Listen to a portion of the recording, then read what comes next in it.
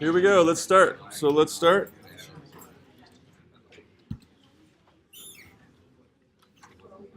So what are we doing? We're talking about, now we're transitioning from accumulation of area, or we found the integral, find signed area, right? If you just do an integral accumulation function related to area, that's going to find signed area, meaning it's going to accumulate positively when your function is above the x-axis, and then whenever the function goes below the x-axis, you're going to have a negative accumulation to signed area, right? So you have to do some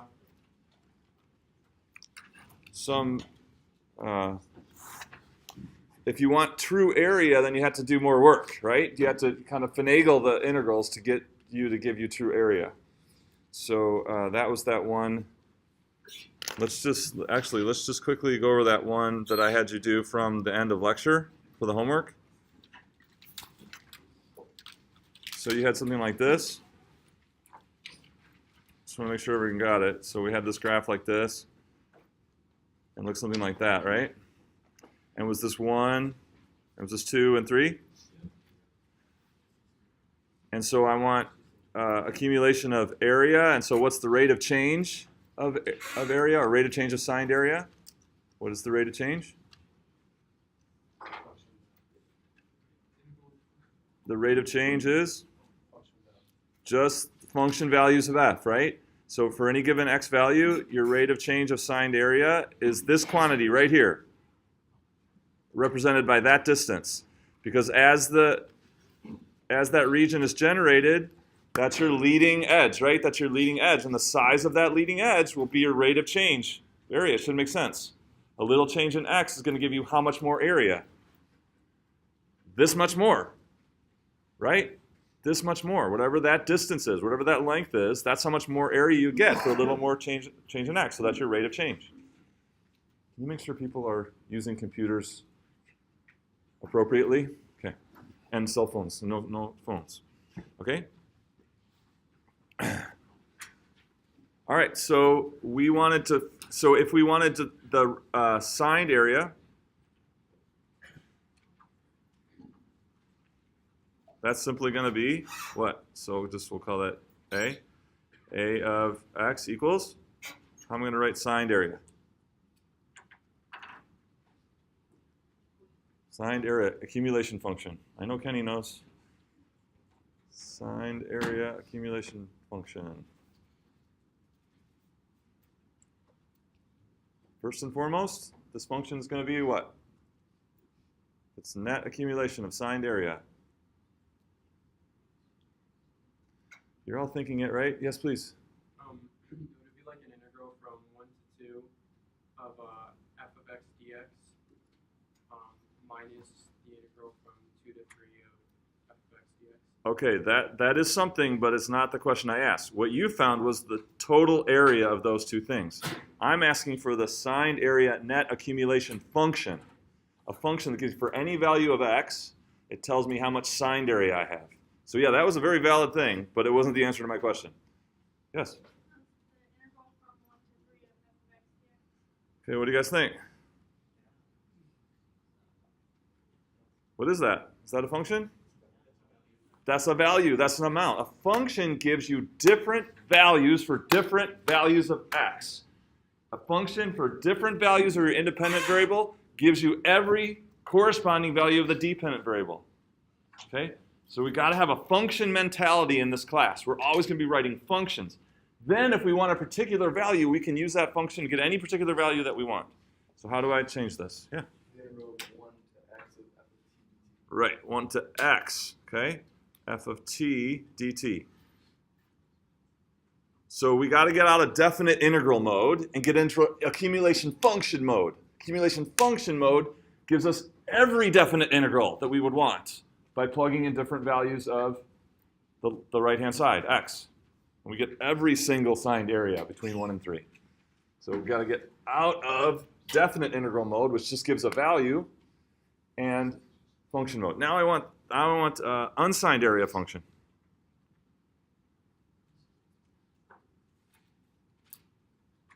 So this is trickier. We got to do more work for this, right? Because Signed area, when we get past 2, now that's going to start going down. Signed area is going to start decreasing because our rate of change is negative, right? Function values are negative, so it's going to go down. So I want it just to keep increasing area no matter where it is, above or below. So I'll give you a hint. What was the hint about this? So this will be A1 will be signed area, say, and A2 is unsigned area. What was my hint?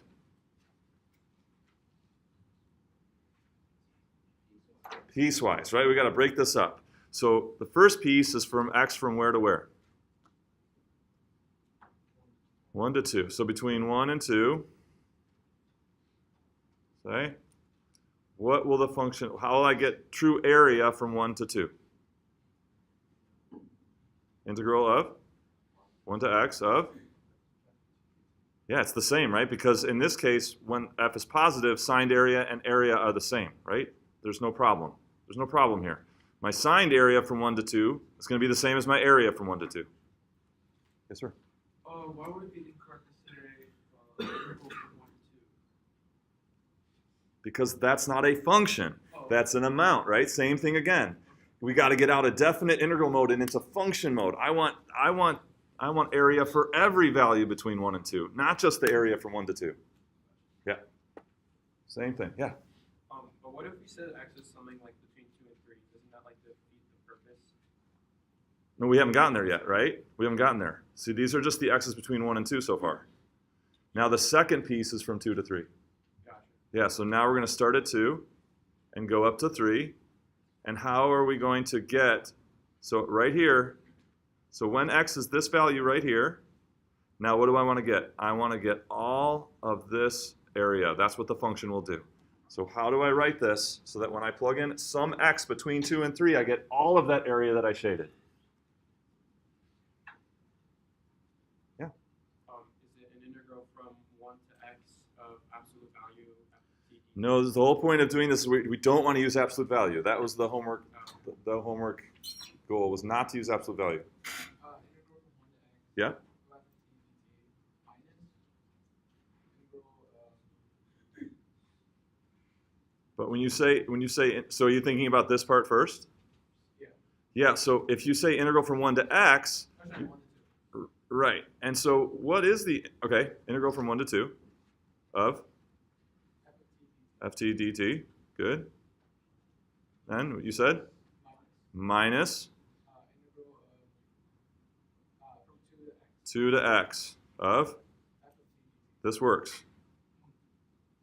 So we're going to get all the accumulated area where it was the rate was positive, but then now we're going to start accumulating. We know those are going to be negative, so we got to take the opposite of them, and we're making them positive. We make all that area have a positive value by doing minus the signed area from 2 to x. Okay, how could we also rewrite this right here? This should feel like a total accumulation function, right? All the accumulation up to a point plus the bit by bit continuing accumulation. So how can I rewrite that right there? What is that? My A2 of 2. So I can write, so the second part, I can write A2 of 2, meaning when x is 2, find the total accumulation using that one. And then, that's our starting amount. And then we accumulate bit by bit starting from 2. So that second piece can look like this. But writing out the integral again is okay. They're both, it's equivalent. So that's a lot. So if we're not allowed to use absolute value, it's a lot of work to get the actual area function. But a really good exercise to see if we know what's going on, right? So signed area from 1 to 2, then everything you've accumulated, minus, because you need the opposite of all these amounts of accumulated signed area. By taking the opposite, we get positive area. Any questions on that? Yeah? I just have a question on why it's not A2 of 2 minus A2 of 1 for the first part. A2 of 1 is 0. A2 of 1, there's no accumulated area yet. See that? So it was like 2 to 3. So we're going to get the lump sum that we've gotten before up to 2. And now we need, it's a function again, ready? I want every single amount of area where x is between 2 and 3. So I'm going to start at 2, and go to x, but then I need the opposite of that because my rate is negative. Is it better? Okay. But a2 of 1, that's 0 because you haven't accumulated any area yet. Other questions? Okay, so we're transitioning. So we're done with area. And so now we want to transition to volume. So what does volume look like? How do we, using integration to calculate volume means, here's a summary. First of all, we're going to take a curve and we're going to rotate or do something with that function to form an empty shell. Like think of a basketball or a football or anything like that's an enclosed shell, but that's empty. Okay, that's empty. And then we're going to fill that shell with right cylinders. We started talking about right cylinders last time. We're going to fill the shell with right cylinders, and we're going to track the amount of volume filled as we go, and that's going to be our volume function. So as we keep filling with cylinders, we're going to track that as we go, and we're going to have a volume function. And then if we want what? If we want the volume of the whole solid, then we just take that value of that function at the last x value, right? So it's going to, once it gets filled all the way up, then we just use our function and we just plug in the last x value, and that gives us the volume of the whole thing. Make sense? But again, we want our mentality is about the function. We want to be able to get any volume along the way. Okay? Okay, so what does that require? If we want a volume function, what do we need? I've said this many times. If we want to write a net accumulation or total accumulation function, the key thing we need is the rate of change, right? The rate of change, because we've got the template now, and all we need is rate of change. So we said there were two. We said there were two types of. There's one cylinder like this, and we said there was two ways that it could increase, right? It could increase in height. If the cylinder increases in height, then we found the rate of change last time. What was that? So the rate of change of volume. So if the cylinder is increasing in height, the rate of change in volume was what? Do you remember? So where's that thing increasing? It's increasing at the top, right? The top is raising up. So remember our rate of change, there's kind of a pattern here. The rate of change will be what, like the magnitude or the size of that leading edge, right? The size of that leading edge. And what was that? Area of the base. So this gray like ring. And what is that area? It's going to be pi r outer squared minus pi r inner squared. Is that what we found last time? Is that a long time ago? Friday? So that was our rate of change of volume if the height is increasing, right? If the height is increasing. So now we want to look at, we've got this other situation. Also these cylinders, as they fill up the volume, we could see this, we'll have situations where the cylinders grow in radius, where their height stays constant, but they grow in radius. So we need the rate of change in that case, okay? So this is the rate of change of volume, so for height. Changing height.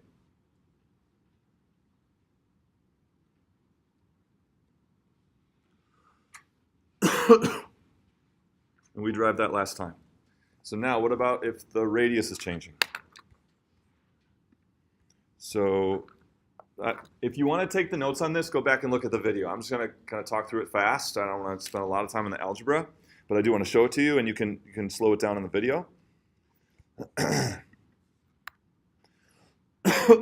But if the radius is changing, here's our change in volume. It's going to be final volume minus initial.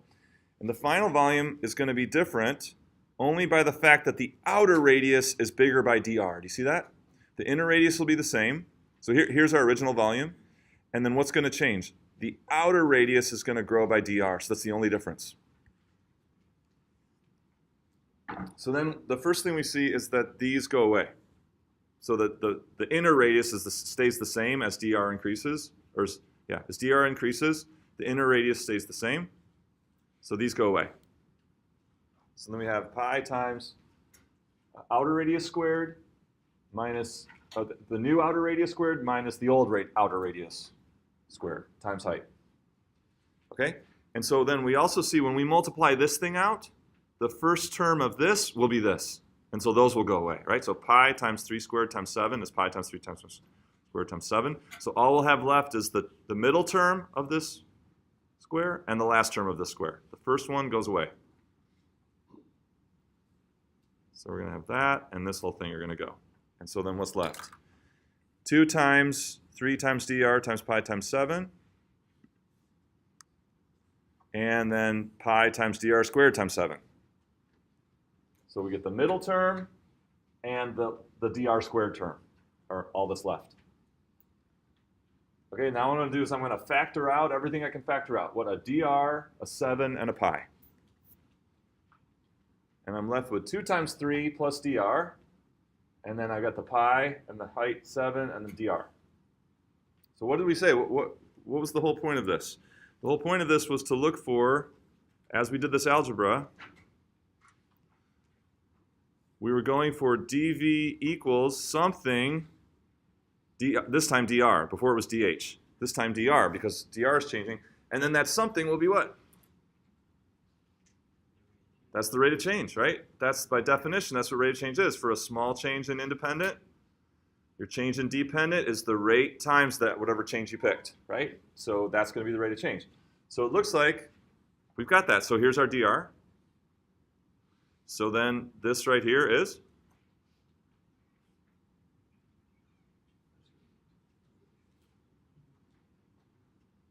that's our rate. Okay? Now, we know that in the end, these drs are the delta r's and the drs are going to get really small. Okay? So we can't make it the one multiplied 0, but when it gets really small, the one that's added can go away. Is it fair? So when dr gets really, really small, adding on really, really small, that can go away. We can't make that go away or everything goes away, right? So yeah, so dr is going to get really small, but it still has to be our little change. But when you add it, we can make it go away, and so then what do we get? We get 2. I'm going to bring the pi and the 7 back in, so I'm going to get 2 times pi times 3 times 7 times that dr right there. So this is going away.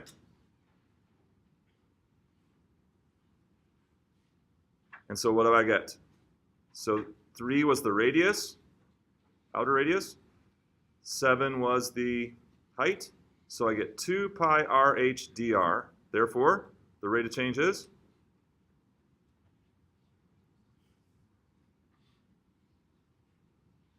So my rate of change of volume, but this is now with respect to radius. Radius increasing, right? Not height anymore. Radius increasing equals 2 pi r h. Okay, well, what is that? With the geometry of it, what is 2 pi r h?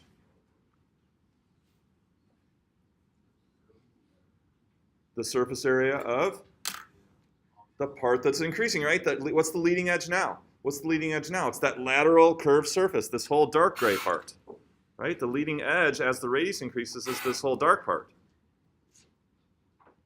So again, it's consistent with what we've seen before. So the rate of change then is if you let the radius grow a little bit, how much will the volume change? By that amount, right? By that sleeve, that vertical rounded sleeve. Right? It's the leading edge of how the volume is growing, so it's our rate of change. So this is the area. What is this? This is the area of, what do I want to call that? Lateral surface.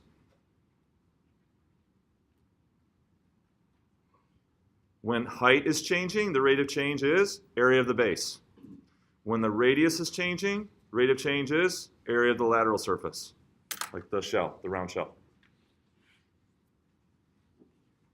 In both cases, it's how wherever it's growing, it's that leading edge, the size of the leading edge of how it's growing. Whether that's the area of the base when the height is growing, or the area of the lateral edge when the radius is growing. So now we've got, for both types of change, we've got our rate of change function. So we just got to apply the one that makes sense in the situation that we have. So let's get to an example here. Any questions on this? Yes, please. So now that we know that for height changing its area of the base, Yep. changing its area of power source, Yeah. will we ever have to do like that algebra? No, no. Now we just use that result. Yep. So we've shown where it came from. We paid our dues. So now whenever we come to needing a rate of change function, we just pick the one we want, either area of the base or area of the lateral surface. We don't have to redefine the wheel every time. Reinvent the wheel. I have a question. Yeah, please. What if the inner radius varies? It won't. It won't. So we'll always, the shells will like, each one will enclose the one before, and that inner radius will stay the same, and then always the outer radius will grow. Actually, it's not true, but we may see one example of inner radius changing, and that's an exception. So you don't really have to worry about it, but that's a kind of good extra one to talk about in office hours or something like that. But yeah, for our purposes, 99% of the examples will have a fixed inner radius and a growing outer radius. But I think in the past one has shown up that had a changing inner radius. It's just something to think about. Other questions? Okay. So let's do an example.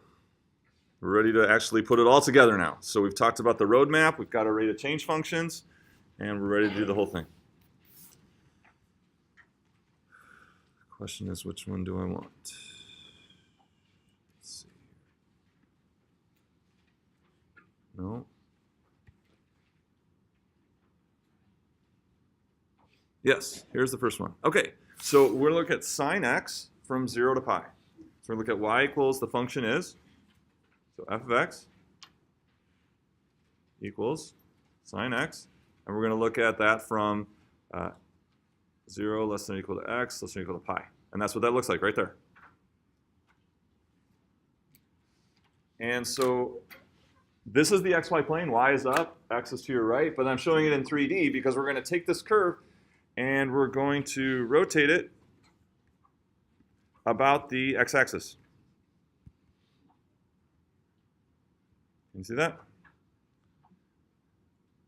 So it ends up, we end up having a kind of three-dimensional representation of what's going on here. So here, let's do that. So we're going to take that curve, we're going to rotate it about the x-axis. And do you see that when I do that, if it left a trail, if those points on that curve left a trail everywhere they went, do you see that it would form a shell? Can you imagine what that shell would be like? What would that shell be like? So often like sports and food are often helpful analogies. So what would it be like? You should be thinking of football. So now we're going to leave a trail. Everywhere those points on that curve go, we're going to leave a trail, and it's going to give us a shell. See that?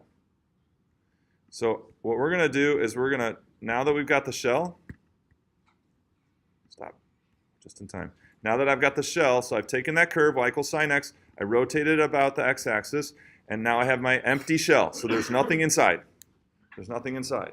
And what do I want to do? And so now I want to use those cylinders that we were talking about to fill this thing. I use cylinders to fill this thing.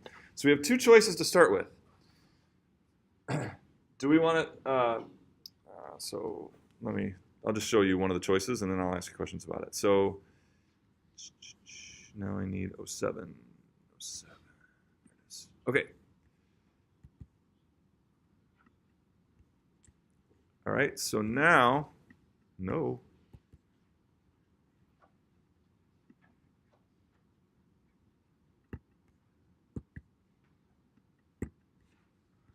Okay, here we go.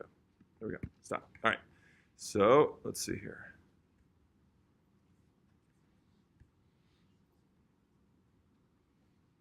So you can imagine that shell. I'm not going to show the shell again because we want to be able to see the inside. So imagine that shell that you get when you rotate it. And here's what I'm going to do. I'm going to start filling it with shells. No, filling it with cylinders. No, shoot. Delta x to be big. Let's try that.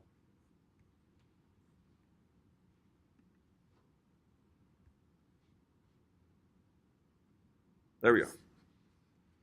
Okay, so I'm going to fill these with cylinders. Even a little bigger. There we go.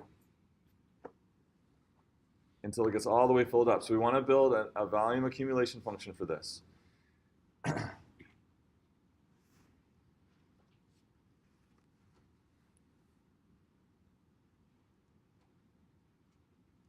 Okay, so those are my cylinders that are growing. Okay, so I have a series of questions for you.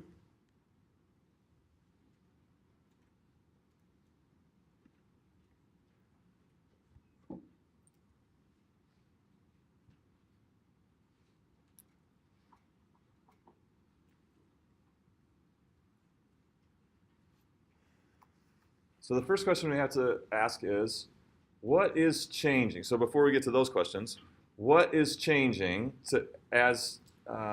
what's our independent variable that's changing that results in this shell filling up? Are we changing x or are we changing y? Looking at this. Is this letting x increase through delta x intervals, or is this letting y increase through delta y intervals? So are we letting x increase through delta x intervals, or are we letting y increase through delta y intervals according to this? You should be thinking that x is increasing through delta x intervals. And that you should see that. We started by chopping up x into fixed widths of delta x, and then dx is then increasing through those delta x intervals. So that's what we've got going on here. So we have x increasing.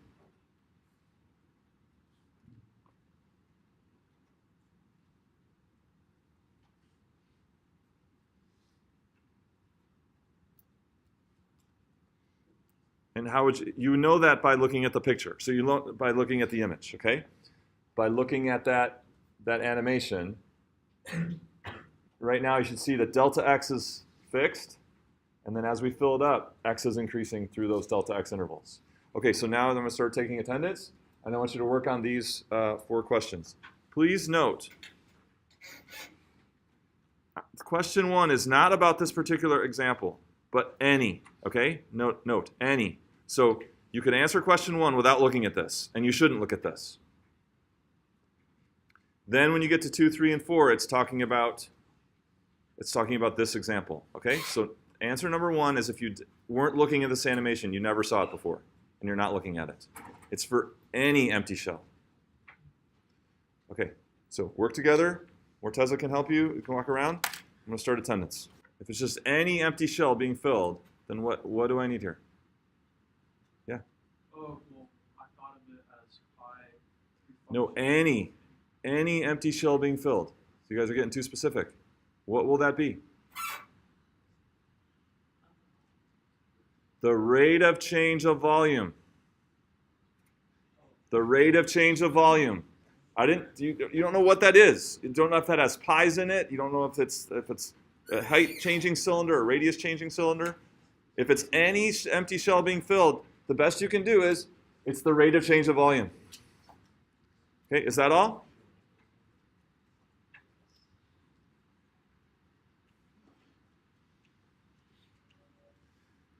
Okay, so yeah, that's if it's starting at 0. So if it's a total, let's see. So if I said total accumulation, then there's one more piece. It's total accumulation. Remember what the other piece was? A of t.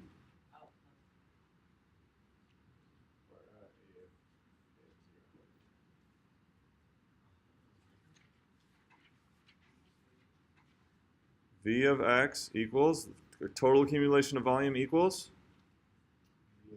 all volume up to our starting value plus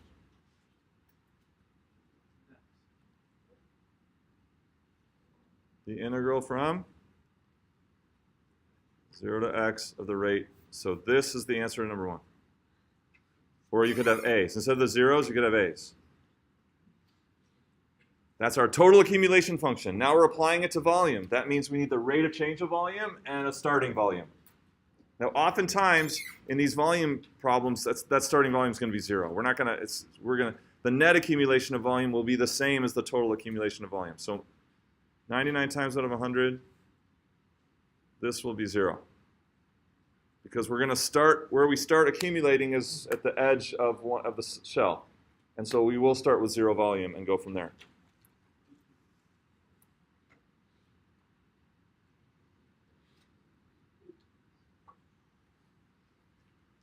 Okay, number 2. What's needed to apply this general form to the particular shell being filled below? So now I'm going to look at this one. So now I want to write the volume accumulation function for this. What do I need? Yeah. That's right. So now we need the rate of change for this particular scenario. We need R sub v of t, or R sub v of x in this case. So then we got to look at these and we say, do these cylinders, do they change in height or in radius? And so when you look at that, here's the key to this. You're only looking in the current interval.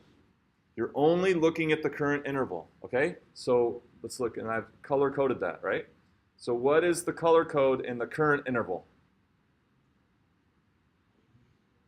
What color are you looking at for the current interval? Purple or pink? Pinkish purple. The teal ones are past intervals. The teal ones are past intervals. The current interval is purplish pink.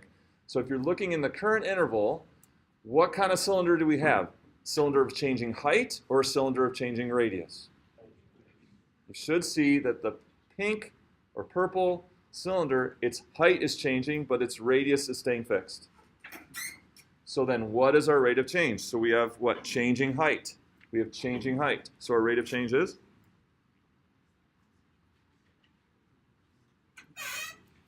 So our RV of x is going to be what? So we already did this. We already worked on this. If the cylinder's height is changing, what's the rate of change of volume of that cylinder? In general, what was it? What was our conclusion? Area of the base. Area of the base. Remember? What's the area of the base? This is easier than what we did. Why? Because there's no hole in it, right? The area of the base, this doesn't have a hole.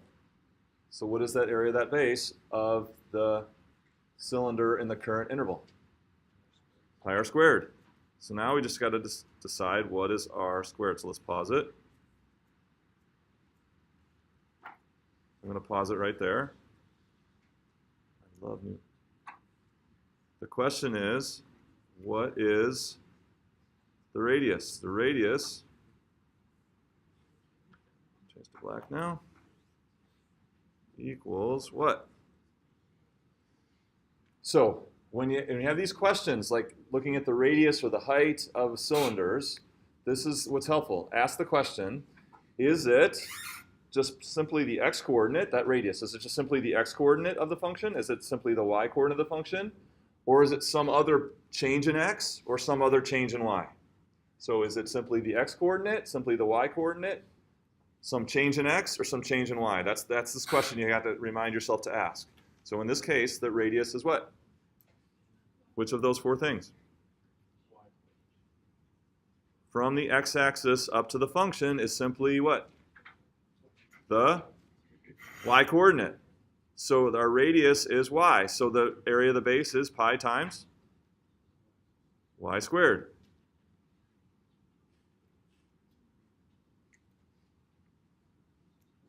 But what was our independent variable? X. So we need this rate of change function as a function of x, not y. So what is y as a function of x? That y value is defined by the function sine x. So we got our rate of change function. Pi times sine x quantity squared, because that's the area of the base. That's that black, right? It's the area of the black part. There's no hole. We don't have to do the minus the inner area because there's no hole. So it's easier. So now we're ready to write this. We can write v of x is integral from 0 to x of pi, good, sine t squared dt. We got it. So there's our volume accumulation function for this football thingy.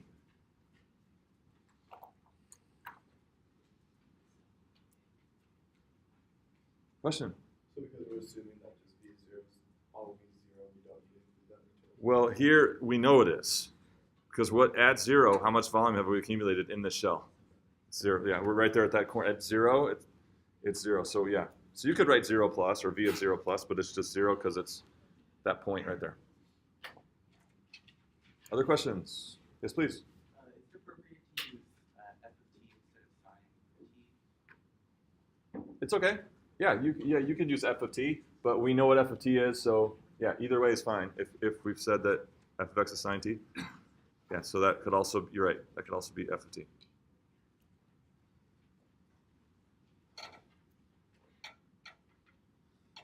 Okay, so so here's the beauty of GC. So there it is. Okay, and so then now I want to get the volume of the whole football.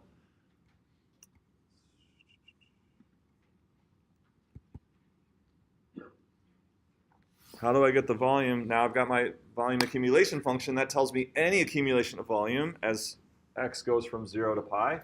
I want to represent and find the volume of the whole solid when it's all filled up.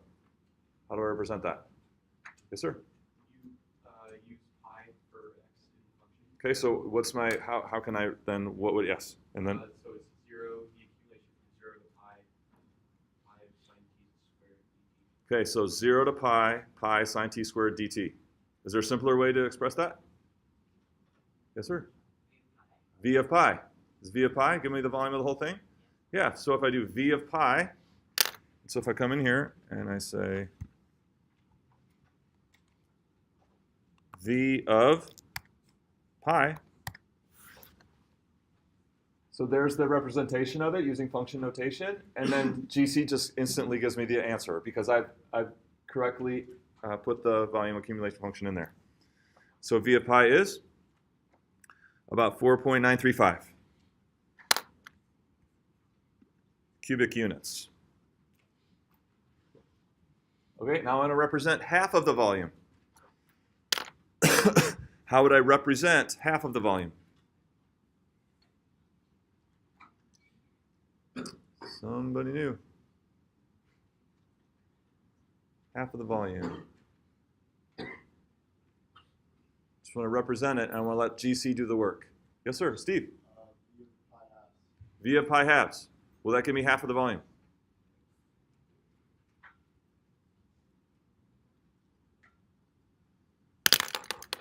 Let's see. We'll do V of pi halves.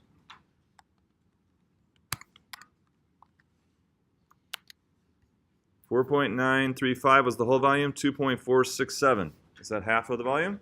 So let me show that there. So that's finding what when you're actually asking for the volume when x is halfway to the end.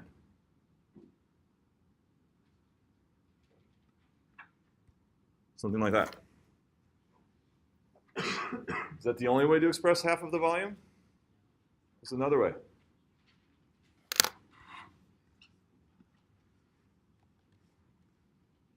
How can I also express half of the volume? Another way.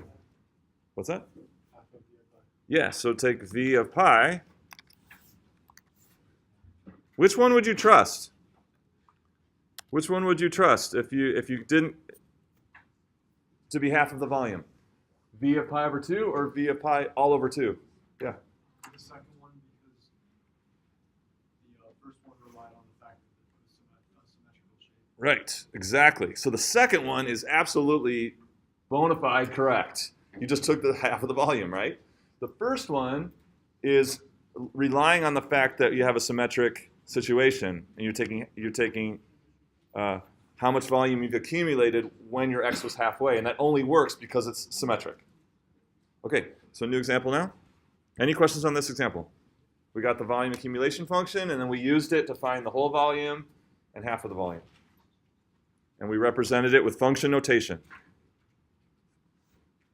And the beauty of function notation is if you tell GC function notation, it just does the work for you. We live in the, technology. Let's use it, right? Let's use it.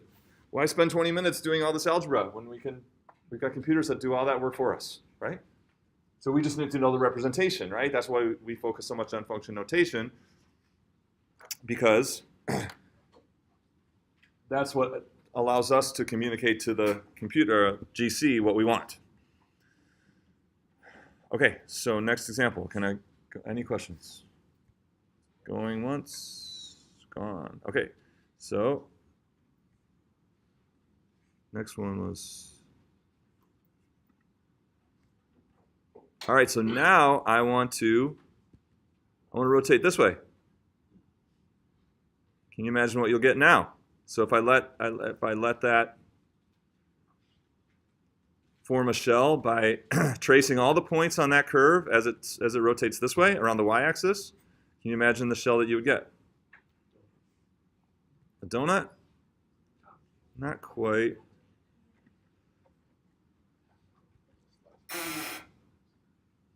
Yeah, like a half a donut without a hole, right? It's like a bun cake. Do you guys still know what bun cakes are? Or is that an old thing? Am I dating myself? Yeah, it's like a bun cake, right? Okay, so there's our empty shell. And I'm going to fill it. Again, I'm going to fill this with, where's 5?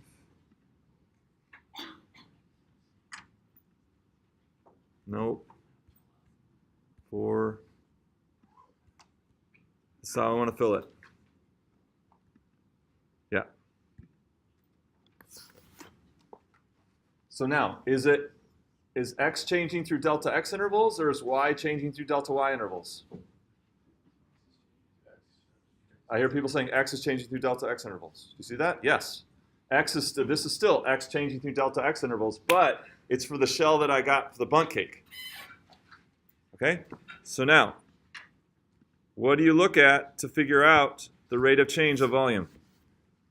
What do you look at to look at the rate of change of volume? You want in the current interval. Is the height changing or the radius changing or both? In the current interval, is the height changing or the radius changing or both? You're focusing on what color now? Teal. Turquoise. Okay?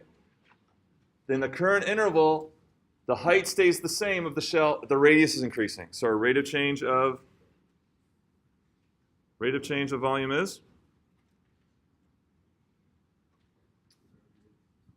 So this is what we did today at the beginning of class, right? So the rate of change is when the radius is changing of our shell. 2 pi, this is what we found out. It's the area of that black lateral surface, 2 pi r h.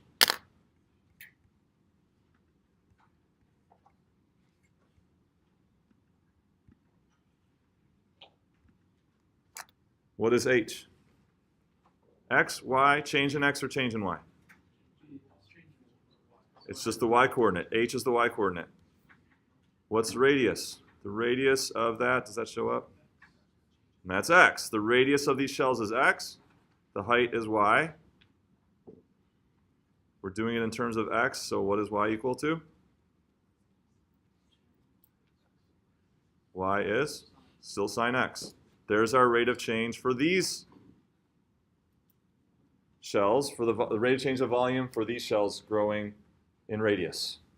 So you could write, so now you can very quickly write the volume accumulation function for this, filling up this solid, the bundt cake. Okay, we'll pick it up here Friday.